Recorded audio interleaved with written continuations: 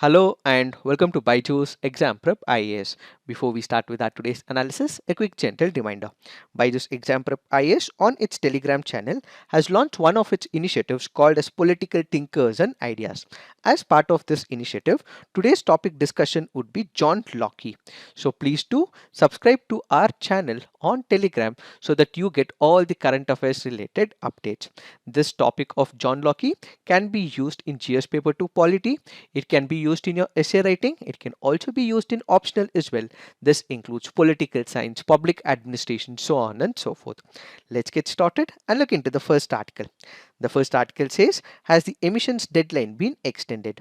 Let us try and understand what is this topic all about. This topic is speaking about coal thermal power plants, which happens to be the primary sources of air emission and air pollution. When we speak about crude coal, this includes within it carbon, nitrogen, sulfur, ash, trace mercury, so on and so forth. And when these elements undergo combustion, they emit nitrogen oxide, sulfur dioxide, so on and so forth. So when we speak about sulfur dioxide, what is it? It happens to be a colorless, non-flammable, non-explosive gas. Long-term exposure to high levels of sulfur dioxide causes respiratory problems and heart disease. It also causes asthma, bronchitis, eye irritation, throat problems, etc. And this happens to be one of the chief components of the acid rain as well. So one of the emittent that happens from the coal power plant happens to be sulfur dioxide. Then we also have the NOx group as well. When we speak about NOx group, it can include NO, it can also include NO2, it can also include N2O as well. The most harmful amongst all this happens to be the nitrogen dioxide. When in atmosphere, nitrogen dioxide undergoes chain reaction and they also form secondary contaminants as well. When we speak about NO2, it affects the lungs, causes bronchitis, and it also increases respiratory failure. These nitrogen oxides combine with the water to form various secondary pollutants like acid rain, smog, as well as the ground ozone. In order to control the emissions from these thermal power plants, the Government of India introduced the first emission norms for control of sulfur dioxide, nitrogen oxides and mercury from coal-fired power plants, and this was notified back in the year 2015. And the thermal power plants were given a period of up to 2 years up until 2017 to basically comply by these guidelines. What were the emission norms introduced by the Government of India? What we have is sulfur oxides, nitrogen oxides, particulate matter, water, as well as mercury. So for all those thermal power plants which were installed before December 31st, 2003, we had the emission norms that were restricted for these power plants. 600 for sulfur oxides, 600 for nitrogen oxides, for particulate matter it was 100, it was 3.5 for water, and it was 0.03 for the mercury. This was measured as per microgram per normal cubic meter. Then for all those thermal power plants installed between 2004 and 2016, it was 600 and the lower mark was 200. Initially it was 300 for the nitrogen oxide and it was revised to 450. Then the particulate matter was 50 and water was 3.5 and mercury was 0.03. Then for all those units installed from January 1st, 2017, an emission norm was established at 100 for nitrogen oxide, 30 for particulate matter. Initially it was 2.5 and revised to 3 and it was 0.03 for the mercury. These were the emission norms that were restricted and beyond which these oxides should not be emitted from that particular thermal plant.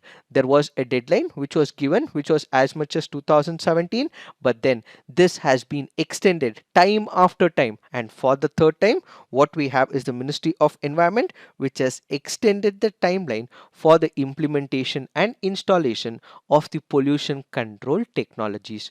What do we mean by pollution control technologies? Let's say for example, we have carbon. This happens to be a major pollutant because of the heating and the carbon dioxide that is released. So in order to control the amount of carbon dioxide that is released from this particular thermal power plant, what these companies can do, they can install boilers in their thermal power plant. Let's say we have nitrogen, this will release the nitrogen oxides, and then in order to mitigate the impact of nitrogen oxides released from the thermal power plants, they can make use of the burner as well as selective catalytic reduction system. If we are speaking about sulfur, it can be sulfur dioxide, and then for which we can make use of wet and dry flue gas desulfurization, and for SO3 we can make use of wet electrostatic precipitators, and for ash we can make use of electrostatic precipitator, fabric filter, ash handling system. For mercury we can make use of the powdered activated carbon injection, wet flue gas desulfurization as well. So basically when we speak about pollution control technologies, there are lot number of gases, the pollutants that are released from these coal thermal power plants. So in order to make sure that this is comparatively reduced, we are making use of the technology. We are making sure that these technologies are implemented in such thermal power plants, so that when these oxides or any other gas is released, the amount of release is comparatively reduced. So what does the notification say? If we look into the notification, it currently goes on to say, for power plants within 10 km of Delhi NCR and million plus cities, the deadline has been extended to December 31, 2024 from the earlier deadline of December 2022. In case of power plants within a 10-kilometer radius of critically polluted cities, the deadline has been extended to December 31, 2025 from the earlier of December 31, 2023. For all other power plants across the country which had an earlier timeline of December 31, 2024, the new deadline stands at December 31, 2026. So if we look at the capacity, we can broadly categorize them into category A, then what we have is the category B, and finally what we have is the category C type of thermal power plants. The category A, which includes 10-kilometer radius of Delhi NCR and million plus cities, it is about 11% in the entire country. If we consider the category B, it is for those within 10-kilometer radius of critically polluted cities. This is about category B, and this is about 11% for the entire country, but rest of it, most of it is 78%, which includes across the country. So this deadline, which was earlier given in 2022, 23 and 24, is now extended to 24, 25 and 26. This basically means that the government has given more timeline, extended the timeline for these companies and organizations, so that they would be able to implement these technology mitigating measures. So what are the concerns voiced by number of environmentalists?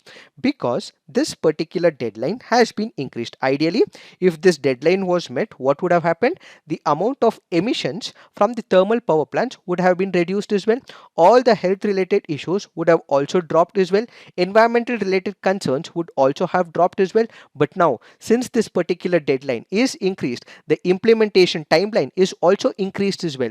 This will have its own share of environmental problems. The first major problem would be with respect to the pollution. What exactly happens? As of now, with this particular deadline being extended, the number of pollutants will again go on increasing. Sulfur dioxide, nitrogen oxides, mercury, particulate matter will continue to increase day by day, and as a result, pollution will increase is the first major concern. The second major concern is we already have climate change related issues. The climate change related issues has already increased the number of catastrophes along the world. But in India, we have also seen that when it comes to the floods, when it comes to the drought-like conditions, and when it comes to the flash floods as well, they have increased in multiple regions in the country. Now, if these mitigating factors, the technology is not embedded in all these thermal power plants, this will further exacerbate the climate change, and this could ultimately lead to more changes and more harm to the people in the country. Further, when we speak about sulfur, the process of eliminating sulfur compounds from the exhaust emissions of the fossil fuel power plants is what is called as the flue gas desulfurization. But what is happening in our country right now? Data from the Central Electricity Authority points out that till February 2021, of the total thermal power plant of 211.6 gigahertz across 600 units installed in the country, only 8.2 gigawatts have installed FGDs. These FGDs, when installed, will basically help in mitigating the impact of the sulfur dioxide, but in this case we have very minimal implementation, which means the sulfur dioxide contribution to the environmental pollution will continue to increase.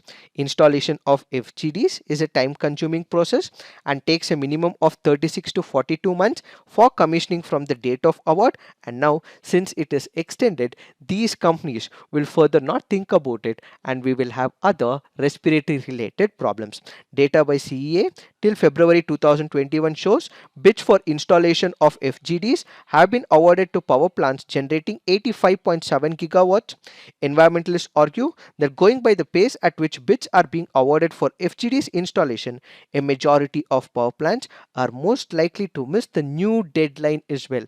So the major problem that we would be facing is that because we do not have these FGDs installed, pollution will continue to increase, and then sulfur oxide, which is a major pollutant, will further increase the health related issues. What are the other major challenges when it comes to the implementation of these emission norms? First happens to be the manpower. We do not have enough manpower for the execution of this particular project. Most of it is sourced from China as well. We are still dependent on China, so we are not getting the supplies on time. Supply chain and manpower availability has reduced over a period of time, and we require more money to install this as well.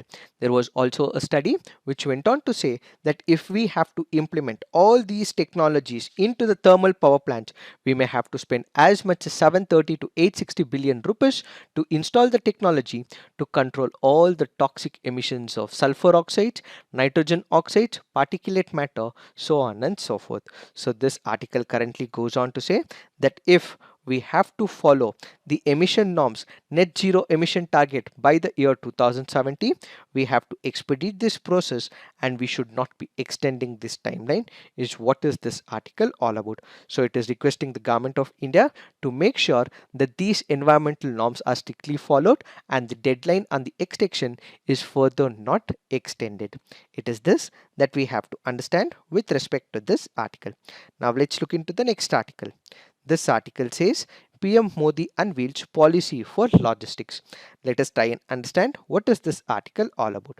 This article goes on to say that Prime Minister Narendra Modi unveiled the national logistic policy that seeks to address challenges facing the transport sector and bring down the logistic cost for businesses from 13 to 14% to a single digit. So what are we speaking about? We are speaking about the logistics policy. What is the meaning of logistics? The overall process of managing how resources are acquired, stored and transported to a final destination. Let me simplify this process for you. Let's say hypothetically, this is not the reality, hypothetical situation. Let's say tomatoes are only grown in the state of Uttar Pradesh. Let's say we have wheat which is only grown in the state of Punjab. So this tomato as well as wheat which is only grown in Uttar Pradesh as well as Punjab will have to be transported to all the states and union territories. So what is the source? Source happens to be UP as well as Punjab. What is the destination? Destination happens to be, let's say, Maharashtra. It can be Andhra Pradesh. It can be Karnataka, so on and so forth. So for moving this particular product from the source to the destination, what is the amount that we are spending is what is called as the logistics. So logistic basically means we have a particular product which is manufactured or produced in the source, and then this has to be moved from the source to the destination. So making use of different types of transport. It can be via the road, it can be via the railways, it can be via the shipments, or you can also make use of the airline to transport this particular product from the source to the destination. So moving of this particular product from the source to the destination also means that there is transport involved, and this tomato, if it is being transported from the source to the destination, what it will also require is the cold storage as well, so that it is not spoiled over a period of time. All this that is taken care of is what is called as the logistics. When you consider the logistics, the cost of it is nearly 13 to 14%. But when you consider other countries, let's say United States of America or Japan or China, it is as much as 9%. So the objective of the national logistic policy is currently this is being charged at 13 to 14%. This has to be brought to a single digit as it is in United States of America and multiple other developed countries. So what was the reason of introducing national logistic policies? As of now, the logistic cost in India is high as against 9 or 10% in US, Europe and 11% in Japan. In order to bring it down to single digit, the government has come up with this particular policy. According to the Commerce Ministry, the sector is complex with more than 20 government agencies, 40 partner government agencies, 37 export promotional councils, 500 certifications, over 10,000 commodities and USD 160 billion market size. It also involves 200 shipping agencies, statistics logistics services, 129 ICDs, 168 container freight stations, 50 IT ecosystems, banks and the insurance agencies. So this basically means that there is no single department which manages this entire sector. There is lot of ambiguity and complexity, and it is currently being managed by many ministries, departments, and as a result there is a lot of cumbersome process. This had to be reduced, which is why the government of India has come up with the national logistics policy. The sector also provides livelihood to more than 22 million people, and improving it will facilitate 10% decrease in indirect logistic costs, leading to the growth of 5 to 8% in exports, the ministry had stated. As per the estimates, the worth of Indian logistics market is over 200 billion. Let's say if there is a particular product which is costing about 95 rupees. So the logistic cost is adding to another 5 rupees. So this is making it a costly affair that people have to spend 100 rupees for this particular product.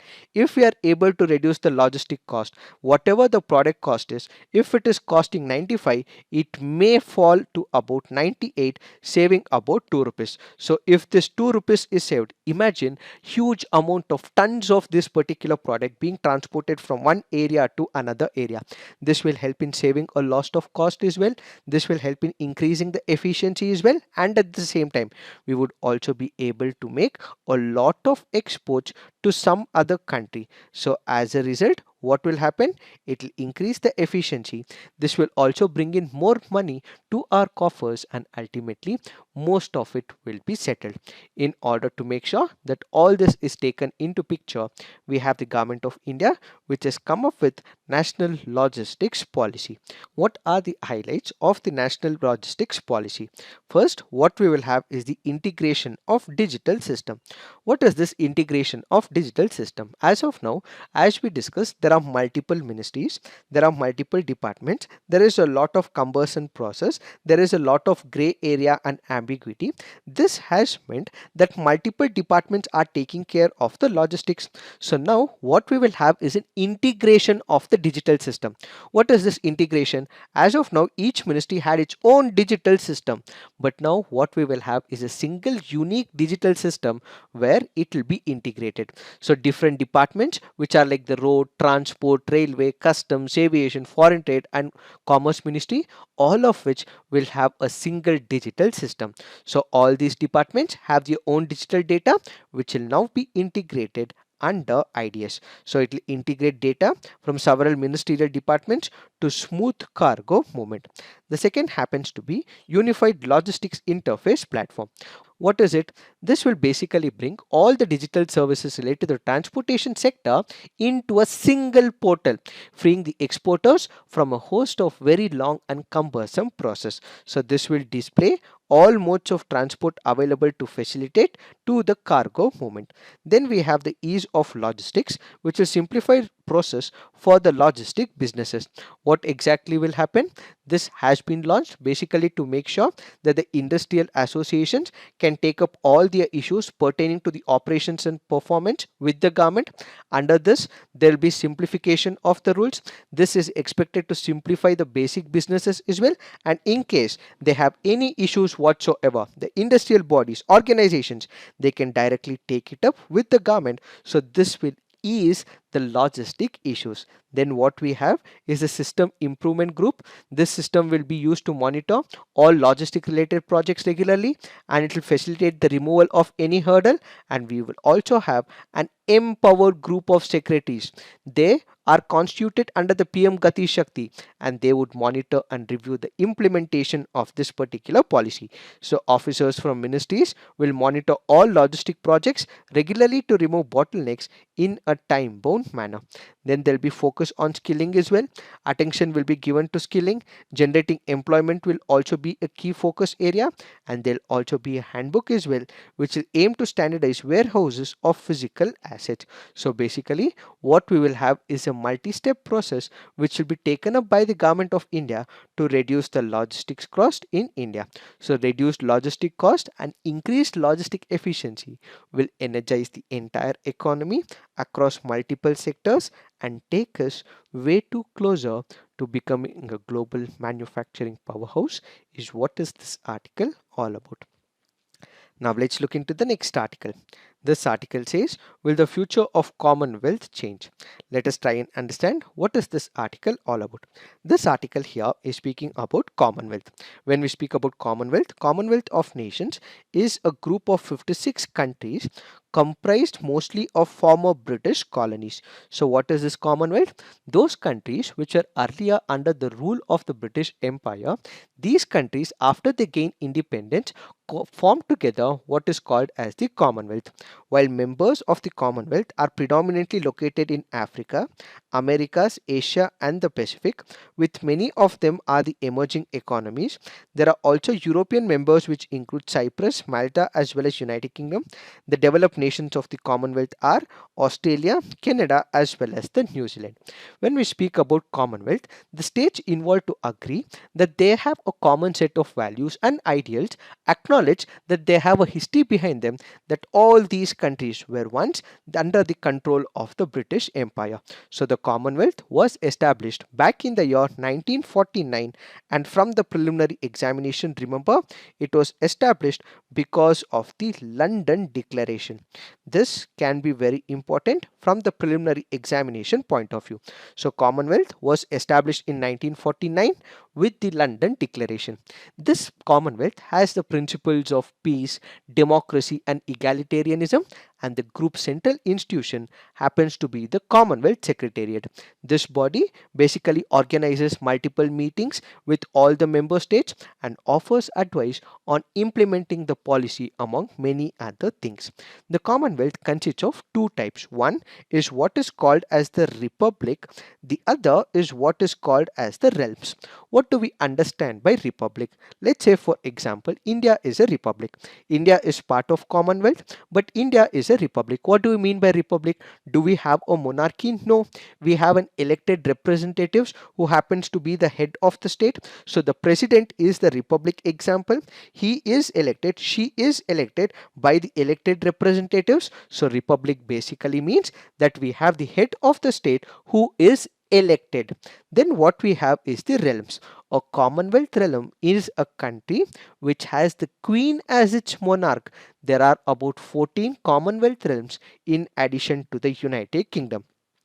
The realms are composed of Antigua and Barbuda, Australia, Bahamas, Belize, Canada, Grenada, Jamaica, New Zealand, Papua New Guinea, Saint Kitts, Nevis, Saint Lucia, Saint Vincent, Grenadines, Solomon Islands as well as Tuvalu. In all these cases, what they have as head of not the government as head of the state happens to be the monarchy, and this monarchy basically means is headed by a realm, that is the king or the queen of the United Kingdom. So this is a symbolic gesture. Added to it, we also have monarchs in other countries as well. Let's say for example in Brunei, Eswatini, Lesotho, Malaysia as well as Tonga, they also have a monarchy. But when it comes to these countries, their monarchy is represented by the United Kingdom king or the queen. That is what is called as the Commonwealth realm, where this is a country which has the queen as its monarch. There are about 14 Commonwealth realms in addition to the United Kingdom. How is this Commonwealth viewed by its members? When you consider the Commonwealth, it has its own shares of pros and cons as well. When you look at the advantages, there is a lot of coordination between all these countries. They also meet up together. They also discuss the world related issues as well. For example, terrorism, cyber security, climate change, and they also coordinate amidst each other. These are some of the positive outcomes, but when it comes to the negative outcomes, there is not much coordination as well. Let's say, for example, the Commonwealth has hardly had any political role or relevance. It does not have any imposition as such.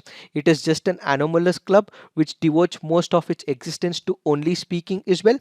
And Commonwealth cannot impose any type of sanctions on its member countries, and it is less powerful. So there are advantages as well as disadvantages. But this article currently goes on to say which nations are moving towards ending formal ties to the British monarchy. As we discussed, we have the British monarchy, the Queen, or it can be the King as well, who is the monarch that is identified in some other country as well. Now they are planning to suspend this particular ties. Either they will have their own monarch, or they can also have a republic elections in the near future as well.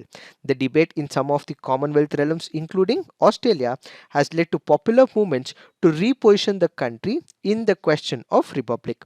In Canberra, the administration of Australian Prime Minister Anthony Albanese appointed in June 2022 for the first time a minister to set in motion the gradual transition towards a republic. So until now, the head of the state was symbolically recognized as the king or the queen from United Kingdom, but in the near future they will be republic, so they may have elections, and then this republic will have an election process selecting the head of the state. Then we have Prime Minister Jacinda Ardern of New Zealand, which has said that her country would support King Charles. She added that it would become a republic in the time to come. Philip Davis of Bahamas has also said the same, and many other governments like Antigua Bermuda, Grenada, Jamaica, and St. Kitts and Nevis have also signaled their intention to act similarly, where they want to come up with their own process to establish republic in place of a symbolic monarchy. It is this that we have to understand with respect to this article. Now let's look into the next article. This article says China blocks listing of Lashkar commander Sajid Mir at United Nations Security Council. What is this article speaking about?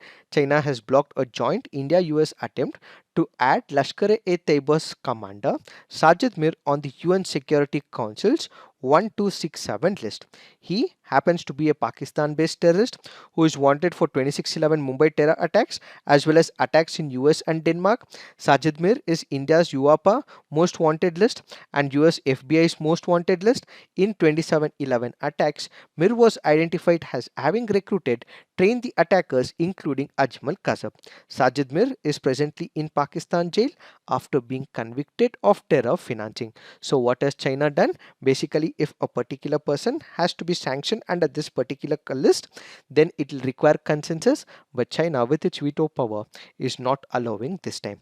So this recent move by China came as Prime Minister Narendra Modi and Chinese President Xi Jinping attended the Shanghai Cooperation Organization Summit in Samarkand, where the Eurasian grouping had agreed to take strong and consolidated action against terrorism in the region.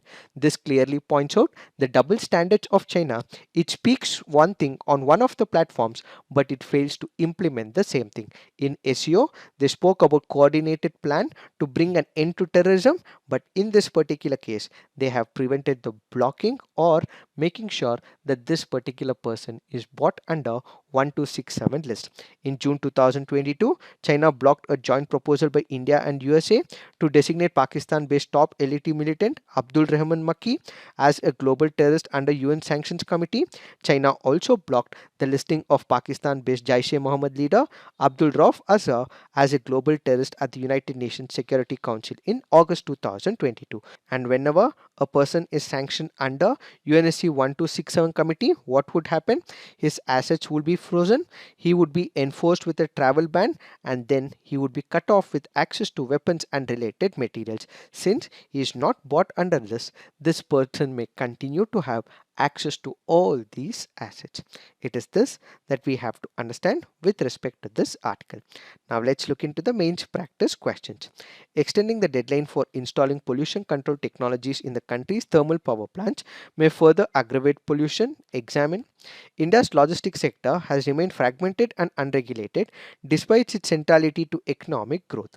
In the light of the statement, write a note on national logistics policy and explain how it will bring down costs and streamline rules. So please write all your answers on the comment section, peer review, and if you wish to upload an image, you can also visit our free IAS prep website, upload an image and also discuss as well.